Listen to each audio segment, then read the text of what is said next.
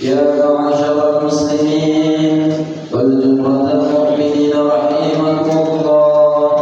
روي عن أبي هريرة رضي الله عنه أنه قال رسول الله صلى الله عليه وسلم: إذا قلت لصاحبك يوم الجمعة أنصت والإمام يخطب فقد بغوت ومن نظر فلا جمعة له.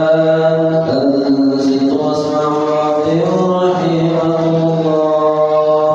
أنصت واسمعوا وأطيعوا رحمكم الله. أنصت واسمعوا وأطيعوا رحمكم الله لعلكم تفلحون.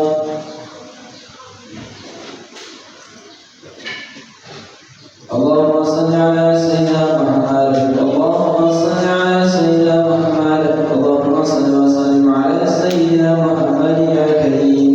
اللهم قوي الإسلام من المسلمين والمسلمات والمؤمنين والمؤمنات الأحياء منهم والأموات وانصر على معاد الدين. يا رب اختم لنا من قبل يا خير الناصرين برحمتك يا أرحم الراحمين.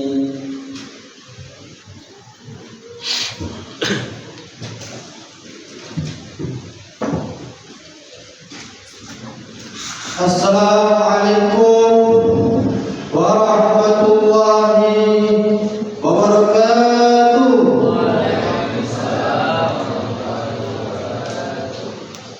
Allahu Akbar, Allahu Akbar, Allahu Akbar,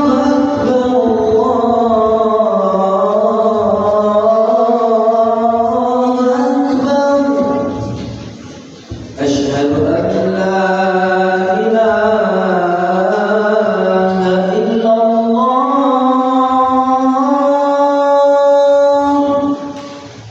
Asyhadu an la ilaha illallah.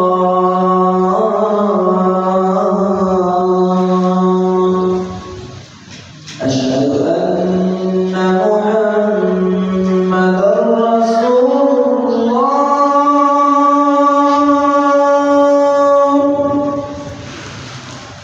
Asyhadu anna Muhammadar Rasulullah.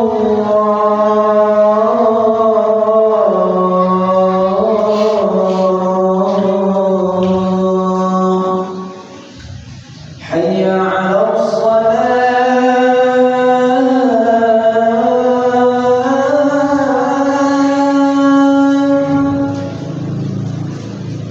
Hayya 'alas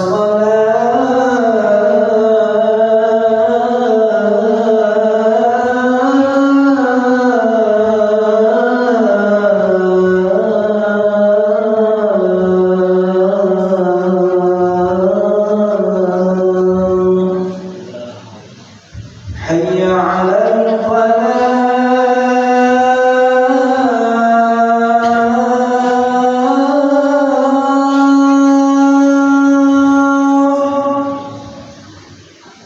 Hayya 'alal falah.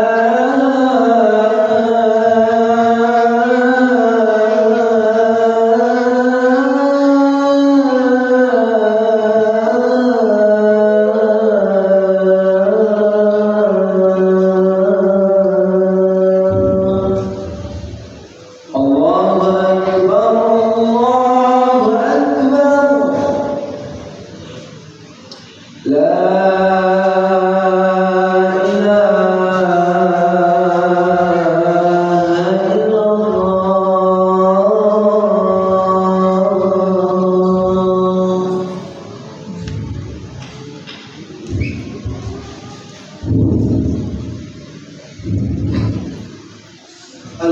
illallah. Alhamdulillahilladzi bi ni'matihi tatimmu shalihat wa bi fadlihi tatanazzalu khairat wal barakat wa bi tawfiqihi tatahaqqaqu maqasid wal ghayat. Fatala bani Adam bil ilmi wal amal hadana subul salam wa afaqana bi syari'atin nabiyil karim.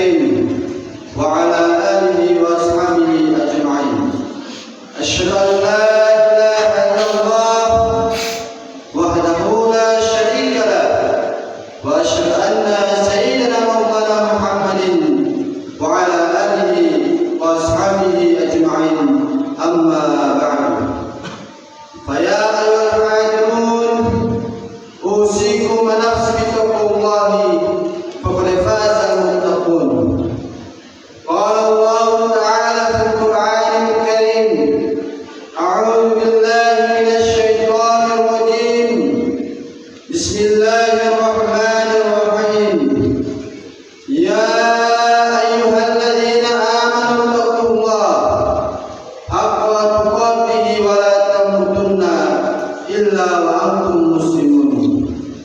Sadaqallahul Azim. Masyarakat muslimin, jamaah yang dirahmati dan dirahmati oleh Allah Subhanahu wa taala. Segala puji bagi Allah Subhanahu wa taala yang masih memberikan kita berbagai macam nikmat, yang masih memberikan kepada kita kesempatan untuk senantiasa melaksanakan perintahnya, melaksanakan kewajibannya, yakni sholat Jumat secara berjamaah. Salawat dan salam tanpa pula kita kirimkan kepada baginda Nabiullah Nabi besar Muhammad sallallahu alaihi wasallam, Nabi sebagai uswatun hasanah, panutan teladan terbaik bagi kita, khususnya umat Islam. Masyarakat muslimin, jamaah yang sama-sama dimuliakan dan dirahmati Allah Subhanahu wa taala. Manusia adalah makhluk Allah yang diciptakan dalam bentuk terbaik. Ia diciptakan dengan bentuk fisik yang indah, juga diberi perangkat lunak yang sempurna, seperti akal, pikiran, rasa, dan karsa.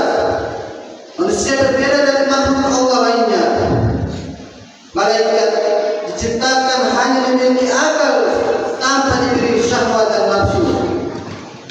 Hewan diberi syahwat sehingga hidupnya hanya mengikuti keinginan, kebutuhan badannya, makan, minum, berhubungan badan dan segala keinginan yang bersifat jasmania.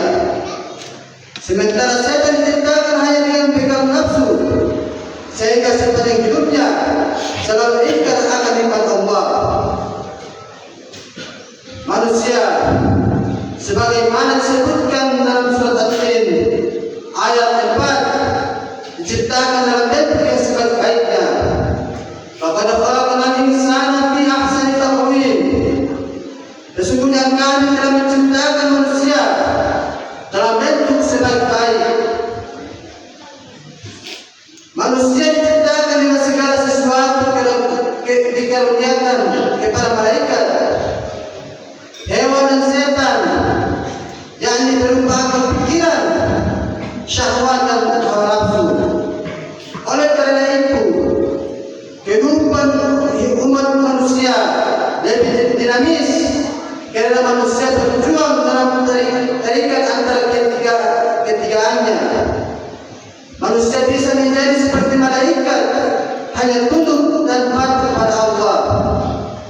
Bisa seperti hewan, hanya menghentikan keinginan jasmania, ataupun bisa seperti setan, hanya mengumbar hawa nafsunya. Sebagai makhluk ciptaan dan bentuk terbaik, manusia dikarunia 4 hal sebagai permata darinya. 4 permata ini disebutkan oleh Rasulullah SAW dalam hadisnya, sebagaimana dikutip oleh Ihya Ulumuddin. Qala Rasulullah SAW, arba'atu jawahira fi jismi bani adam tujawa arba'at asyar, ammal jawahiru wal aqlu wad dinu wal hayau wal a'malu shalihun. Rasulullah SAW bersabda, ada 4 permata dalam tubuh manusia yang dapat hilang karena 4 hal. 4 permata tersebut adalah akal, agama, sifat malu, dan amal soleh. Akal adalah alat untuk memahami agama. Agama adalah aturan atau aturan yang memberikan arah pada manusia.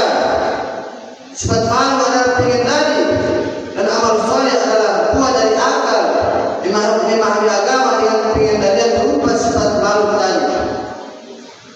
Akal akan menjadi pemimpin dalam tubuh manusia untuk memahami mana yang hak dan batil, mana yang patut atau tidak, mana yang harus dikerjakan ataupun ditinggalkan.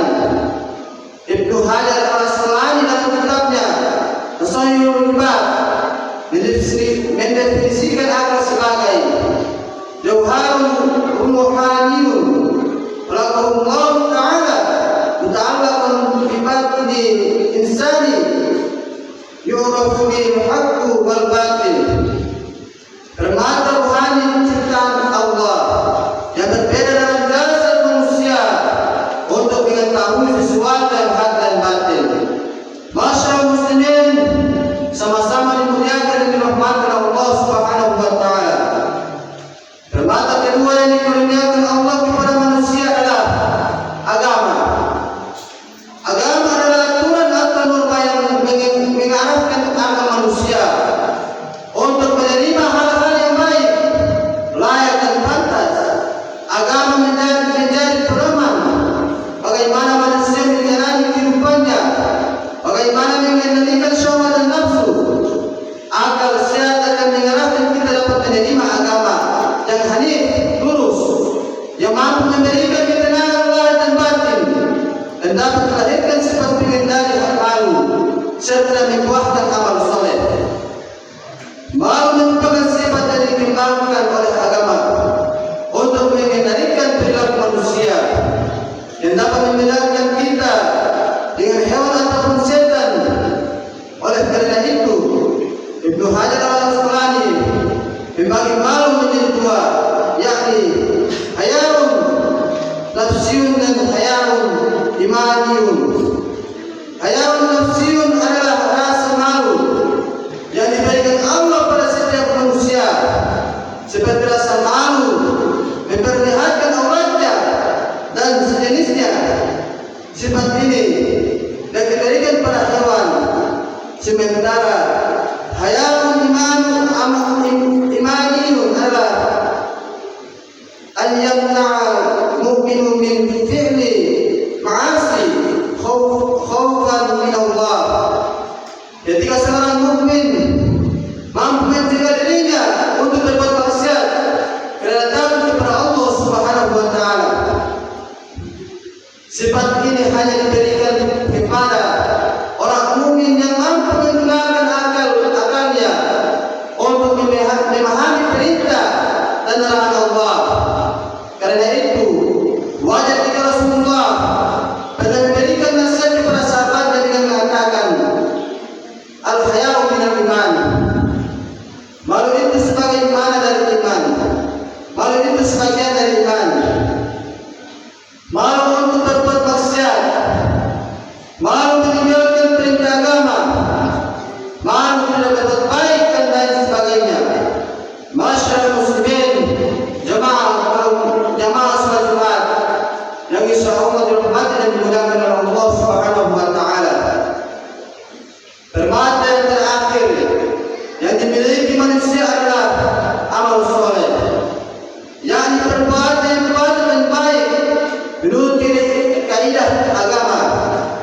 Amalan soleh adalah buah dari kemampuan kita memahami agama, menjalankan perintah agama, serta kemampuan kita mengendalikan sikap dalam kehidupan.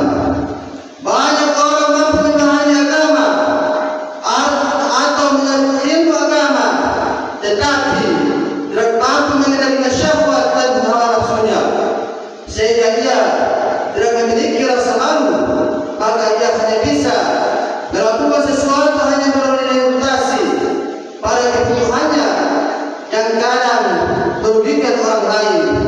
Contoh sederhana yang dapat kita amati dalam kehidupan sehari-hari, betapa banyak orang pandai agama tetapi tidak mampu mengendalikan dirinya, sehingga ia bukan mengamalkan ilmu agama, namun hanya memperalat agama untuk kepentingan dirinya atau kelompoknya. Maka akibat yang timbul dari itu bukan amal soleh, tetapi justru maksiat. Jamaah salat Jumat yang dimuliakan oleh Allah Subhanahu wa taala,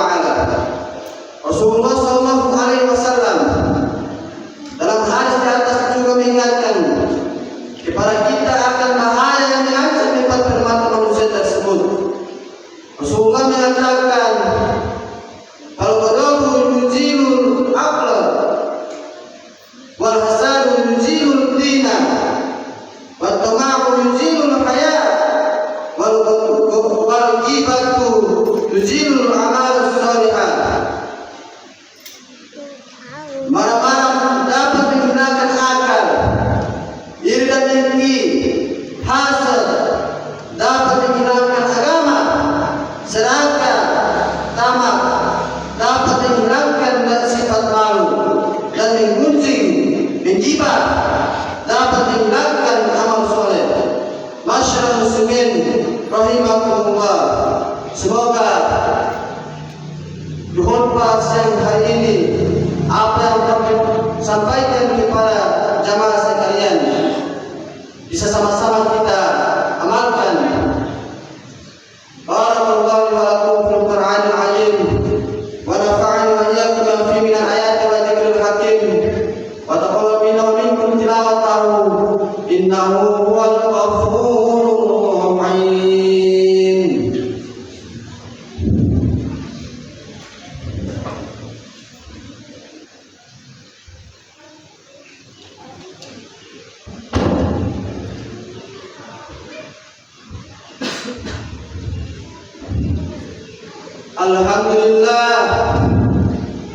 Alhamdulillahilladzi hadana subul salam wa wafaqana bis syari'atin nabiyil karim wa ala alihi wa ashabihi ajma'in. Asyhadu an la ilaha illallah wahdahu la syarika lah wa asyhadu anna sayyidina maulana Muhammadin wa ala alihi wa ashabihi ajma'in. Amma ba'du. Allahumma salli wa sallim ala sayyidina Muhammad wa ala ali sayyidina Muhammad. Fa ya ayyuhal hadirun, usikum wa iyyakum bi nafsi bi taqwallahi faqad faza al-muttaqun. Qala Allah ta'ala fil Qur'anil Karim, inna Allah wa malaikatahu yusalluna 'alan nabi ya ayyuhalladzina amanu sallu 'alaihi wa sallimu tasliman. Allahumma salli 'ala sayyidina Muhammad wa 'ala ali sayyidina Muhammad kama sallaita 'ala sayyidina Ibrahim wa 'ala ali sayyidina Ibrahim. Barik 'ala sayyidina Muhammad wa 'ala ali sayyidina Muhammad kama barakta 'ala sayyidina Ibrahim wa 'ala ali sayyidina Ibrahim fil 'alamin innaka Hamidum Majid. Allahumma